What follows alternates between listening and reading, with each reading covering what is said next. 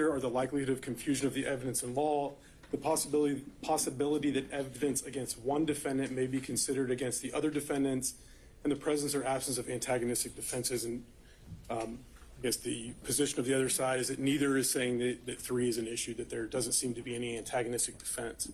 Of course, neither the mere presence of an antagonistic defense nor the possibility that a separate trial will give a defendant better chance of acquittal is sufficient to sever. The defendant bears a burden of showing that a joint trial would be so prejudicial as to amount to a denial of his or her right to due process. So I want to talk about what's not a proper ground for severance first. And this is coming from Mr. Cheeseborough's motion to sever. He says, in sum, there has never been any direct contact or communication between Mr. Cheeseborough and Ms. Powell. Similarly, there is no connection or overlap between the overt acts or the substantive charges associated with Mr. Cheeseborough and Mr. Powell. That is not a defense, and that is not a ground for severance. Similarly, Ms. Powell's motion says that Ms. Powell can receive a fair trial only if she's tried alone. The prejudice that would inure to her from a lengthy trial with any of those she was not involved with, and about the vast number of events she had no knowledge of or connection with, would deny her due process. Again, not a defense, not a ground for severance. Turning to case law, Lowry versus the state, 347 Georgia App 26, a 2018 case. Nothing in Georgia's RICO provisions requires that Lowry, the defendant in that case, have participated in or even been aware of all the alleged acts of racketeering activity committed in connection with the common enterprise. Thompson versus the state, also Georgia Court of Appeals. None of the provisions of the Georgia RICO Act requires that each defendant in an enterprise have full knowledge of all facets and elements of the enterprise and all of its members or actors. And likewise, the federal courts agree. This is an 11th Circuit case, 1996, United States versus Castro. In proving the existence of a single RICO conspiracy, the government does not need to prove that each conspirator agreed with every other conspirator, knew of his fellow conspirators, was aware of all the details of the conspiracy, or contemplated participating in the same related crime. And so we've heard a lot from both defendants about they didn't know the other people. They were located thousands of miles apart. They didn't even know that the other parts of the conspiracy were going on. But the case law is clear that that does not matter. Of course, anytime a person enters into a conspiracy, they are liable for all of the acts of all of their co-conspirators. And that's it. Evidence against one is evidence against all. And as Mr. Wade noted to the court, the state's position is that whether we have one trial or 19 trials, the evidence is exactly the same. The number of witnesses is the same. And so many of the arguments that are made on the other side evaporate. I want to look at the cases that were cited by Mr. Cheeseborough in his motion. Griffin versus the state, that's a case where severance was properly denied. It is not a RICO case. Brown versus the state, another case where severance was properly denied, not a RICO case. Baker versus the state, severance was properly denied, not a RICO case. Padgett, severance properly denied, not a RICO case. Jones versus the state, severance was properly denied, also not a RICO case. Zafiro versus United States, federal case. Again, severance was properly denied. That was not a RICO case. Henderson, which we just received just now, that was also not a RICO case. Severance was properly denied. Mr. Cheeseborough points to a couple of cases in his motion where a conviction was reversed on appeal. And as the court pointed out, in those cases, what the appellate courts found was that at trial, the evidence against one defendant was minimal, almost nothing compared to the evidence against the co-defendants. And so it was just fundamentally unfair that there was all this evidence that applied to one, very little that applied to the other, and the jury may have been confused. Look at Defendant Powell's list, and most of these are the same, so I'll click through them. Again, same cases, most of them severance properly denied, none of them a RICO case, and the ones where a conviction was overturned on appeal, again, it came down to insufficient evidence at trial. The evidence against the defendant named was just so minimal compared to the evidence that was pertinent to the other defendants charged. And of course, conspiracy cases, and more specifically, RICO conspiracy cases are different. And that's why we point out that all of those cases relied on by the other side are not RICO cases. And so the analysis is different. The facts are different and the law is different. Looking to our Georgia courts, Pasha versus the state, 273 Georgia App 788, 2005 case. Each actor in a conspiracy is responsible for the overt actions undertaken by all of the other co-conspirators in furtherance of the conspiracy. Willingham versus the state, Georgia Supreme Court case 1995, where there's sufficient evidence of a common scheme or plan to commit a criminal offense, joinder is authorized. And our federal courts kind of take both of these concepts, and in United States versus Caporale, 806 F. 2nd, 1487, an 11th Circuit case here in Atlanta, 1986, joinder of co-defendants in a count charging a single RICO conspiracy violation is permissible, even if different defendants are charged with different acts of racketeering, if the racketeering acts charged are in furtherance of the overarching RICO conspiracy charge. And in our case, the state's theory of the case and as laid out in the indictment, each and every one of those 161 overt acts charged, and all of the offenses charged from count 1 to count 41 were all in furtherance of the same overarching RICO conspiracy, which was to unlawfully affect the outcome of the 2020 election in the state of Georgia. Every single one. I understand the other side's argument that, my client's over here in Coffee County, my client's over here in Wisconsin or wherever sending off emails. But the problem for them is that it doesn't matter because it's all part of the same overarching RICO conspiracy. And the state's theory of the case, as alleged in the indictment, is that as this enterprise operated in multiple states and operated quite a lot in Fulton County, that's why we have this case here in Fulton County, the conspiracy evolved. One thing didn't work, so we move on to the next thing. That thing didn't work, so we move on to the next thing. That thing didn't work, so we move on to the next thing. And that was going on from the first overt act to the last overt act, all part of that same overarching RICO conspiracy.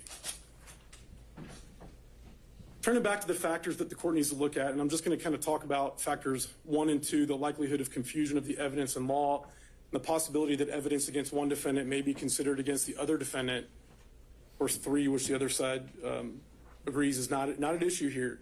But 1 and 2, because this is a RICO conspiracy case, and because the evidence against one is admissible against all, 1 and 2 evaporate.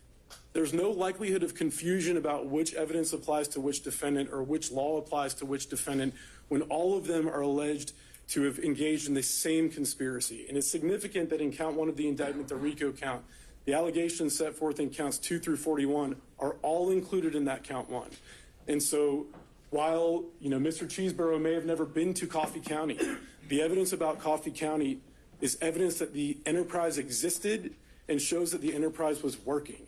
And because it's a conspiracy case, Mr. Cheeseborough is liable for what happened there, and it's admissible evidence. Again, going back to our federal court, since any evidentiary spillover, and the court asked about this issue, since any evidentiary spillover is vitiated where the evidence in all events would have been admissible against the movement, in the context of a conspiracy, severance will rarely, if ever, be required. This is a First Circuit Court of Appeals case, and we submit that as persuasive authority here. Again, turning to another example, United States versus Diaz, a Second Circuit case from 1999, and a federal RICO conspiracy case from the Second Circuit involving the Latin Kings. Even when a defendant was implicated in only 1 of 9 separate murders carried out as part of a pattern of racketeering activity, a joint trial was proper because all of the evidence was admissible against each and every one of the defendants to show multiple things, not just that they committed an act, but to show the existence and nature of the RICO enterprise and to show a pattern of racketeering activity on the part of each of the RICO defendants, as well as his or her relationship with the enterprise itself. And I just love this quote because I think it sums it up. Again, it's an 8th Circuit Court of Appeals decision, persuasive authority, but there in United States versus Kehoe, the 8th Circuit said that it will be the rare case, if ever, where a trial court should sever the trial of alleged co-conspirators. The other side pointed a little bit to this, but I did want to mention that any potential jury confusion can be addressed by other means other than severance, such as an instruction to the jury to separately consider the evidence as to each defendant. Now, again, the state's position is that because this is a conspiracy case, because it's a RICO conspiracy case, that all of the evidence is admissible against all of the defendants. But even if that, even if there were some issue or to be extra cautious, the court could give a limiting instruction. And the state's position is that it would not be limiting instruction after limiting instruction after limiting instruction, because again, all the evidence is admissible against all the defendants. Also, the defendants completely ignore a long line of cases in Georgia that affirm the denial of severance for Georgia RICO Act violations, all decided under these same principles that I've just talked about. First, Chancey versus the state, Georgia Supreme Court, 256 Georgia 415, a 1986 decision. Evans versus the state. I think we've got the sites here. We can get those later. Sure. And those are provided to counsel, and Your Honor, I have copies of those as well for you. So under these principles, the defendants cannot satisfy the first two prongs: likelihood of confusion of the evidence in the law, the possibility that evidence against one may be considered against the other, because that's allowable. That's exactly what a RICO conspiracy case is allowed to do. I don't think I need to talk too much about the third prong because of the statements of the other side. Just would hit that defendant has to show that a joint trial as it relates to the third prong would have to amount to some sort of a denial of a due process right. And we don't believe that's the case here. Palmer versus the state, just to point out a few, Georgia Supreme Court case where the Palmer court highlighted certain situations where there was an antagonistic defense, Barge, Metz, Lauren, and again, won't get into those because of where we're at. But the bottom line there is that it has to be prejudicial as to amount to a denial of his or her right to due process. Also want to talk about public policy. Public policy, and our courts have hit on this issue, strongly disfavors severance in complex conspiracy cases for several reasons. One is judicial economy. There's been arguments on the other side that somehow severing any of these defendants out would be more economical. I'm not quite sure how that works. I think one 4-month trial is shorter than multiple 4-month trials. Same witnesses, same evidence. Minimizing the inconvenience and trauma on victims and witnesses. And I want to remind the court that part of this RICO conspiracy involves victims. There are victims in this case that were targeted by members of the enterprise, and their lives were turned upside down.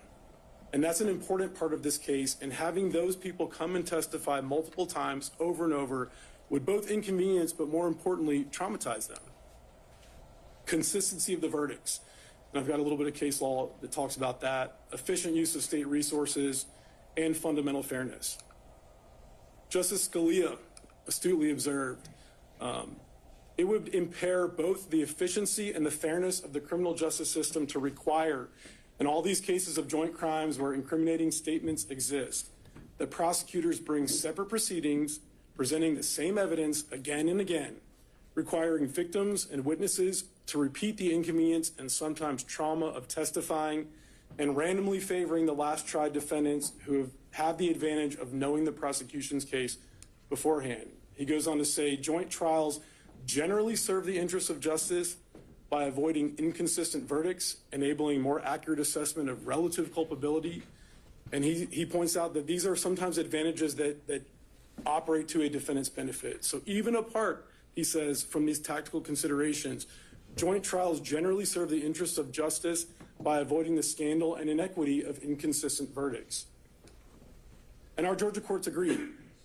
They agree that economic use of resources is an important and legitimate concern. Montgomery versus the state, 156, Georgia App 448, a 1980 case. In a case where the same witnesses, the same evidence, and the same charges would be used against all defendants, thus affecting judicial economy in the use of physical facilities, time of witnesses, jurors, and court personnel. The trial court must consider these efficiencies against the possible conflicting interests of joint or multiple defendants. And the 11th Circuit, again, agrees. United States versus Brown, 2007 decision 505 F3rd 1229. we find considerations of judicial economy to weigh heavily against severance in light of the substantial systemic interest in handling this complex conspiracy case in one trial, and in that case, it was a 2-month trial. State, as we've represented to you, Judge, believes that this would be at least a 4-month trial. So defendants, the state's position, have not met their burdens as to any of the factors set forth in Collins. The case presents no likelihood of confusion of the evidence or law applicable to any defendant because all of the evidence is applicable to all of the defendants. All of the law is applicable to all of the defendants. And 2, evidence against any defendant may properly be considered against each of the defendants in a RICO conspiracy case, so there's no risk of this spillover effect. Just to mention 3, again, they concede that that's not an issue here. That's all I have, Judge, unless you have any questions. Just a few. So these, again, the 3 factors, those are just, would you agree that those aren't exclusive? Yes, Your Honor, absolutely. All right. So we're really supposed to take into consideration the circumstances of the entire case and anything that just might be present in this case and may not be in others, right? Yes, Your Honor. So I guess some of the things I think we need to think through, to me also, so I know your state is currently litigating this issue with multiple of the co-defendants in federal court. And while that's happening, until a decision is made, we can't issue a judgment of conviction here, right? Yes, Judge. Now, no matter how Judge Jones rules, isn't either party going to have the right to appeal that ruling? That is correct, Judge. Our position is that both sides would have the right to appeal. And so the 11th Circuit could take any idea of how long to weigh in? As long as they need to. Right. So it could potentially even optimistically be a 6-month turnaround just for the 11th Circuit to come up with a decision, right? Yes, sir. So if it's a 4-month trial that starts in October, we're potentially sitting at a point where we've presented the entire state's case. Maybe even the jury has returned a verdict, but we can't enter that judgment of conviction until the 11th Circuit comes to a decision. Is that kind of the scenario we're playing out here? Judge, I think... Excuse me, if we can have a moment, please.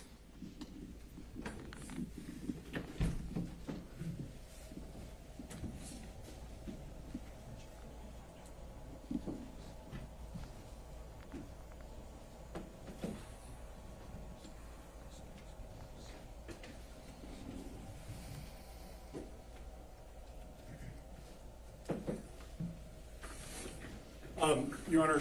And by the way, let me add, I know this wasn't something that I highlighted, so if this is something we need to submit for, post-hearing briefing, we can do that, but this is something that I think is a consideration we ought to be taking into mind against all these other co-defendants. Judge, again, I think for those very complex kind of fine-tuned details, we may need the opportunity to brief those issues. It's not easy, and we've got, again, less than 2 months to figure this out. So I think to kind of charge ahead without coming to some thoughts on this very soon might be risky. So, and then the other issue here is even if we say that the 3 prongs aren't met, again, just dealing with the logistical issues, the state's case may take 4 months. But voir dire with 19 defense attorneys is going to be a different animal than voir dire with 2. So I don't think saying they're both going to equally be 4 months, no matter how many defendants are involved, would be completely accurate. Is that fair? In terms of who can object, just at any particular question that's asked, the sidebars that are requested, just the sheer physical limitations if one attorney gets sick. Is it really so, can we so confidently say that each trial is going to be exactly 4 months, no matter who's involved? I don't think we can say exactly, but I think it kind of cuts both ways, Judge, because if we had, for example, 19 people tried at one time, you have a witness up, and let's say they're subject to 19 cross-examinations. Of course, each of those 19 is not going to be the same full-length cross-examination. So you would have kind of a shorter, if you took them all together, you might have a shorter time for that witness on the stand with 19 people versus if you have 19. That's my initial reaction, thinking of just how to get this. And are we even delaying the inevitable? If we say there's no severance, aren't we going to have 17 defense attorneys get up here and file motions for a continuance just saying they're not ready? I think we've already had some counsel indicating they're on trial in other cases in federal court. And if we're just going to be sitting in a position where we're having to consider a continuance motion in 40 days, why delay the inevitable? Sure, Judge. The state's position on that is that we're here on two defendants. And so at this juncture, other defendants have filed their motions for severance, and they may raise those issues. And it would be appropriate for the court to consider all of these issues in making its decision. But for today's purposes, we're here on two defendants. And the issue is, do we pull these two defendants out? Not do we pull, defendant 13 out or whatever the case may be. So the state's position is until those are raised by those parties, once we have hearings on those, that they shouldn't affect the court's decision as it relates to these two defendants. Okay, so at a minimum, I think what I'm hearing here is that it might be appropriate at this time to consider whether Mr. Chesbrough and Ms. Powell proceed alone together. Whether they have provided the court and met their burden to show that they should come out. Not that the other 17 should come out, but they should come out of the pot is the state's position. Okay. All right. Your Honor, may Sure. I have like 2 minutes to respond? Sure, last word from the defense. This is your motion. Trial of State versus Powell and Chesbrough, or two trials, one State v. Chesbrough, one State v. Powell. All of the cases, and we would like an opportunity, since there will be some post-hearing briefing, to read those cases the court state cited and maybe respond to them. I looked at one. It's the one that says, where there is sufficient evidence of a common scheme or plan to commit a criminal offense, joinder is authorized. Willingham v. State. Joinder is authorized. That doesn't mean that severance is inappropriate. Those are not the same thing. Just because joinder is authorized does not mean the court shouldn't sever. Let me be clear about something, Your Honor. The state wants this case, and I think it's absolutely clear in the pleadings. The state wants a case against Donald Trump and all these people together. The state wants to make this case about Donald Trump. Donald Trump is one of 19 defendants. Ken Chesbrough is another one. Ken Chesbrough is not a politician. Before 6-7 months ago, he was probably unknown to 99.9999% of the population. You get all those nines? And so now to force him to sit here in a trial where there's evidence of all these other things is just not fair. And I'm sorry, Your Honor. They have a slide here. RICO is different. Sure, it's different. I acknowledge that in my opening. But what this slide does not say is that RICO overrides the rules governing that can ever be severed. And think about what that means. It means that the state of Georgia and the various district attorneys throughout the state can use the RICO statute, can take 3, 4, 5, 6, 7 different conspiracies, and at their sole discretion, with no oversight by any court, say that they're one, bring them in one indictment, and then we're all stuck together. And quite frankly, Your Honor, let's compare and contrast this to the YSL case going down a few, I don't know if it's floors down or up, I think down. That YSL case, I don't know much about it, but I know enough. I've watched it TV, listened to podcasts. It's a common conspiracy. Yeah, there were different overt acts being done towards the same conspiracy, and therefore the state can try them together, but it's one conspiracy. And that's where I think if you read that Willingham case, where there is sufficient evidence of a common scheme or plan, how, Your Honor, is the plan down in Coffee County, if it's a plan, the alleged plan, have any commonality other than electing Donald Trump, Your Honor?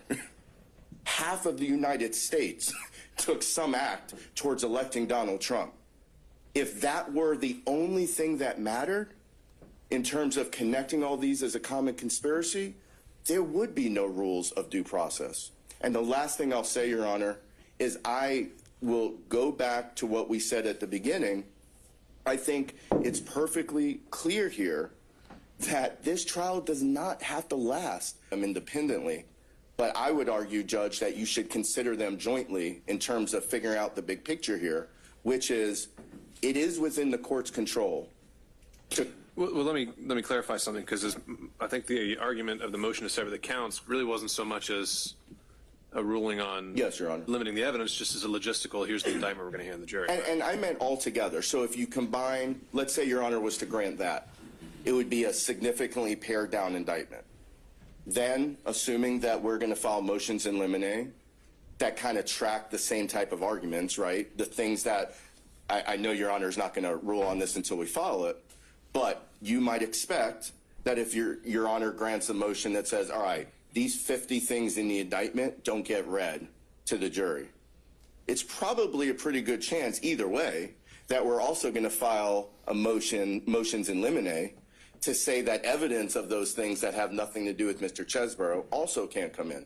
Your Honor, the bottom line is the state cannot be allowed to call something RICO and the rules are out the window. It wasn't what the General Assembly intended. It's not consistent with just basic principles of due process and fundamental fairness. With that, Your Honor, unless the court has any questions, we appreciate it, and I reserve the remainder of my time to the extent there is any. Mr. Rafferty? Very briefly, Your Honor, I just want to, we've beaten the dead horse as it relates to your discretion about granting a severance between Mr. Chesborough and Ms. Powell. But the first point I made, I think, remains, and that is Ms. Powell has filed a demand for a speedy trial. We dispute at this point that Ms. Powell and Mr. Chesborough are severed from the remaining 17 based on our demands for speedy trial. All right. Thank you, Mr. Rafferty.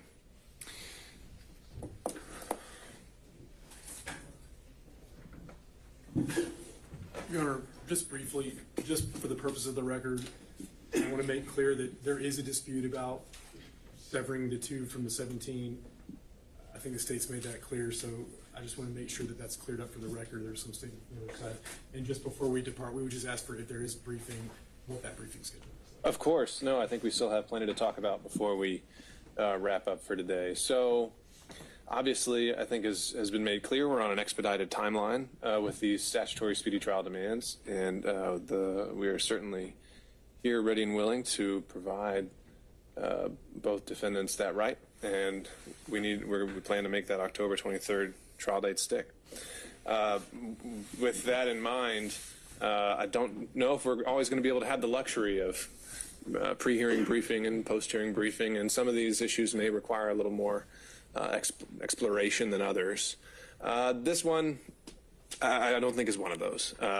When it comes to the question of whether to sever Ms. Powell and Mr. Chesborough, I certainly agree that there are always guardrails, and that RICO, as indicted, can't just be used to do anything, but it is broadly construed, and those guardrails are found in those 3 factors. And the 3 factors traditionally that we've gone through, we talk about the jurors.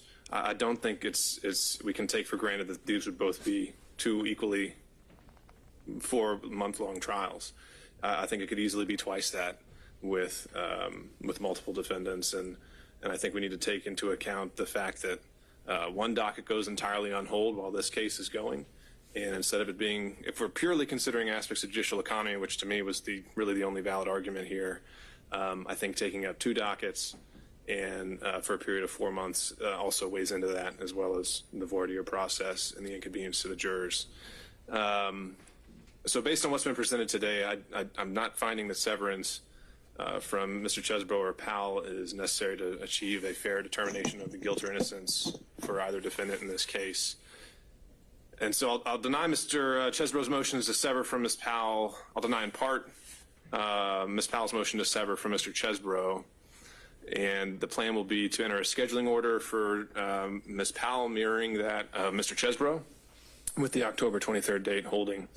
It sounds like the state is still sticking to the position that all these defendants should remain, and they want to address some of these removal issues.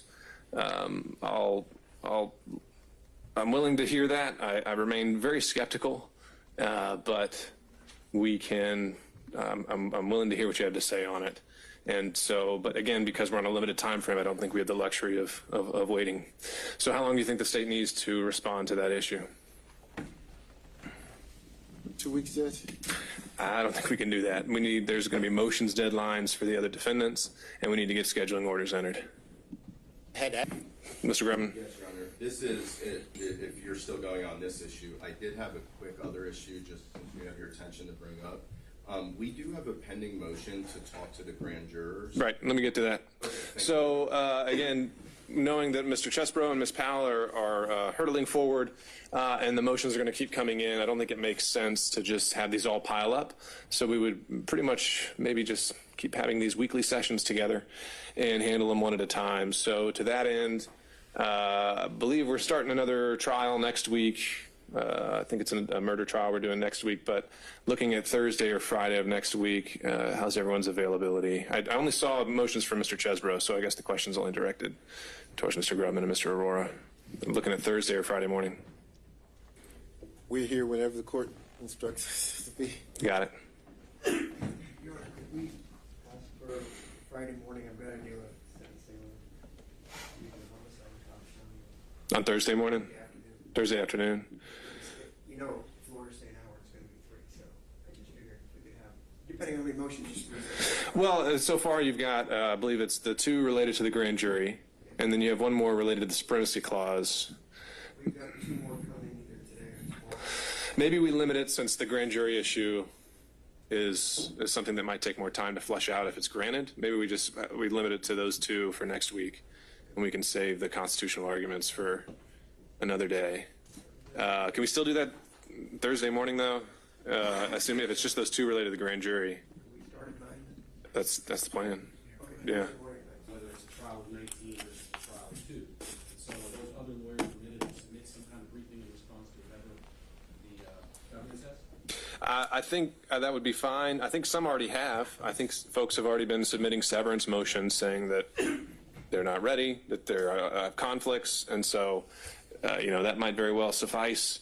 But certainly I'm not going to foreclose that opportunity if they want to be heard in more detail. So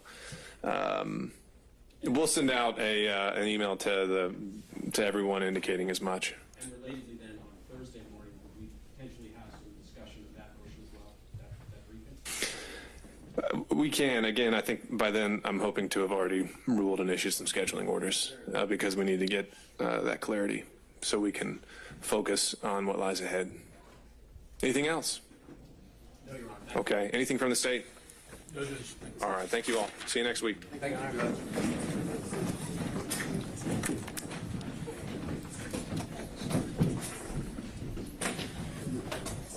All right, folks.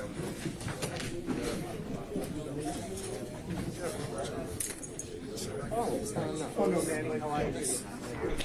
Wait, walk around. You can do it in 3 minutes.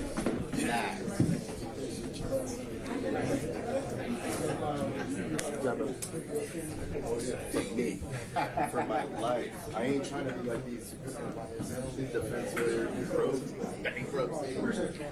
Good to see you. Thank you.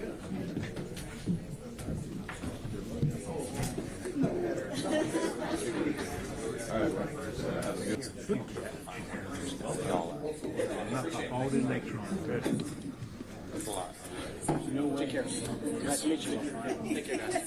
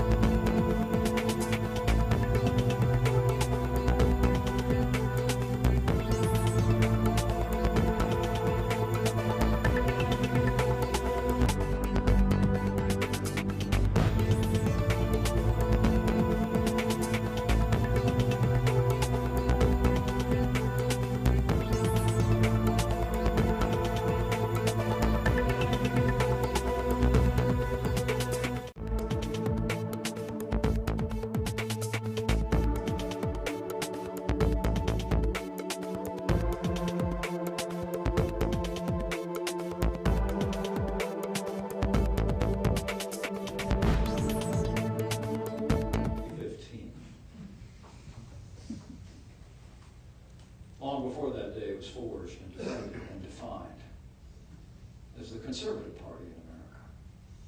And so it should ever be.